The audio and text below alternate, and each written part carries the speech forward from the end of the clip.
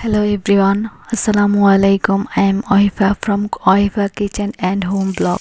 আজকে আমি আপনাদের সাথে শেয়ার করব কলার মোচা, মিষ্টি লাউ পাতা এবং আরও কিছু সবজি দিয়ে গ্রামীণ একটি রেসিপি। প্রথমে কড়াইয়ে তেল দিয়ে পেঁয়াজগুলোকে হালকা করে ভেজে নিতে হবে। তারপর কড়াইয়ে অল্প পরিমাণ পানি দিয়ে দিতে হবে। তারপর দিয়ে দিতে হবে অল্প করে বাটা কাঁচামরিচ এবং রসুন বাটা। তারপর দিতে হবে পেঁয়াজ বাটা। দিতে হবে পরিমাণ মতো লবণ, পরিমাণ মতো সজের গুঁড়ো, পরিমাণ মতো মরিচের গুঁড়ো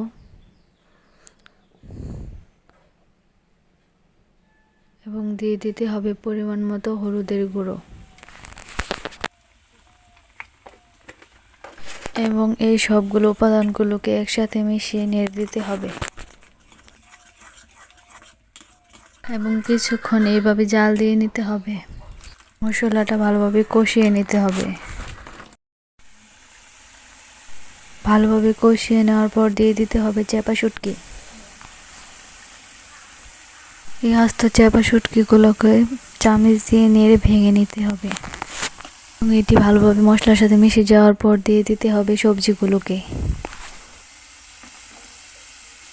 সবজিগুলো দেওয়া শেষ হয়ে গেলে ভালোভাবে নাড়িয়ে চাড়িয়ে মশলার সাথে মিশিয়ে নিতে হবে।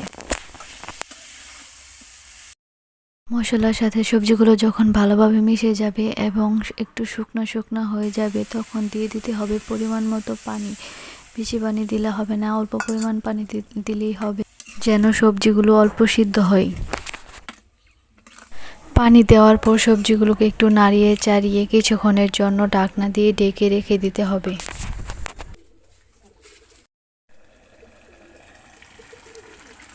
এবং যখন দেখবেন তরকারিটা এই পর্যায়ে এসে গেছে তখন আর একটু নাড়িয়ে চাড়িয়ে নেবেন।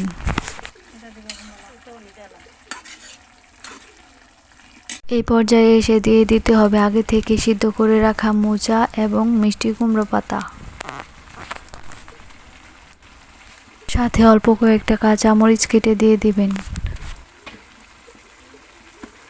তারপর আবার এই সব শাক সবজি তরকারিগুলোকে একসাথে মিশিয়ে নিতে হবে।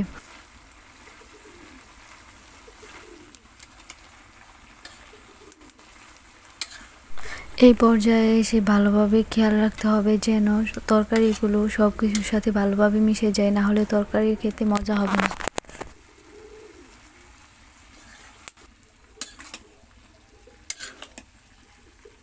সব কিছু একসাথে মিশিয়ে নেওয়ার পর আবার কিছুক্ষণের জন্য তরকারিটাকে ঢেকে রেখে দিতে হবে।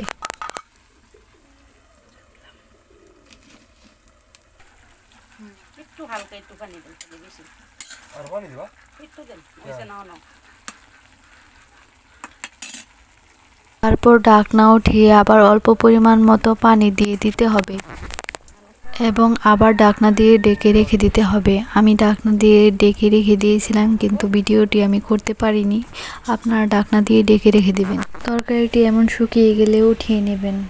তরকারি এমন পর্যায়ে হয়ে যায়। আমি জানি আমার এই ভিডিওতে অনেক ভুল ত্রুটি হয়েছে। আমার ভুল ত্রুটিগুলো ক্ষমা সুন্দর দৃষ্টিতে দেখবেন, কারণ আমি নতুন চ্যানেল খুলেছি। এবং সাবস্ক্রাইব করে পাশে থাকবেন। আশা করি ভবিষ্যতে ভালো কিছু আপনাদের দেখাতে পারবো।